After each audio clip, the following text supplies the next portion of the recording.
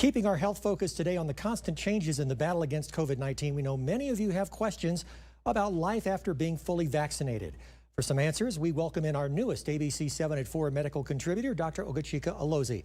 Dr. Alozie, thanks for coming on. First of all, the CDC today releasing their new guidelines on travel, giving people the go-ahead to travel, that they're fully vaccinated, of course. What are your thoughts?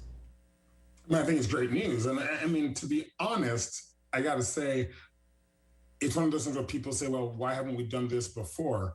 The data we've probably had since January and February. But again, I often tell people the CDC's job isn't to act like a venture capitalist and gamble and bet on the markets. They're supposed to keep us as safe as possible. So they're always going to be a lot more cautious. I think it makes sense. We now understand that people that have been vaccinated are very unlikely to get sick or die, very unlikely to transmit. So I think it's the right thing to do. Now, as adults get the vaccine, Pfizer and Moderna are both conducting clinical trials with teens and children. So is it possible children could start being vaccinated before school starts?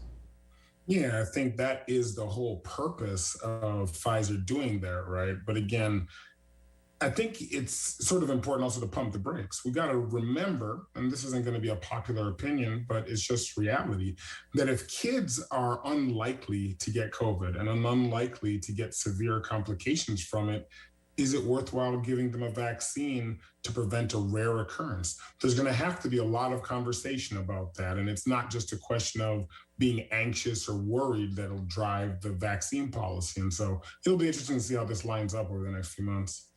Dr. Alozie, one of the things I hear a lot is, well, I'm fully vaccinated now. I shouldn't have to wear a mask because I'm protected and I won't give COVID to someone else. Wise or unwise? So here's the thing. I think we have gotten so much into the whole 0 or 1, real or false, that we forgot that there's a lot of gray ground in this. And here's the honest truth. If you're vaccinated, hang out with people that are vaccinated. No need for masks. Try to do things outdoors as much as possible. If you're vaccinated and you have a circle that you've already been hanging out with during with them. I think the real thing for people to be sort of wary about or still sort of pump the brakes is to unvaccinated people or a crowd of unvaccinated people. And I think it's important to message this properly. And in our community, we got to do the right thing, is let people understand that there's no zero risk environment. Everything is a spectrum. And so choose which risk it is that you want to take. Dr. Ogachika Alozie, ABC7 at 4 medical contributor. As always, thanks for your time. Appreciate it.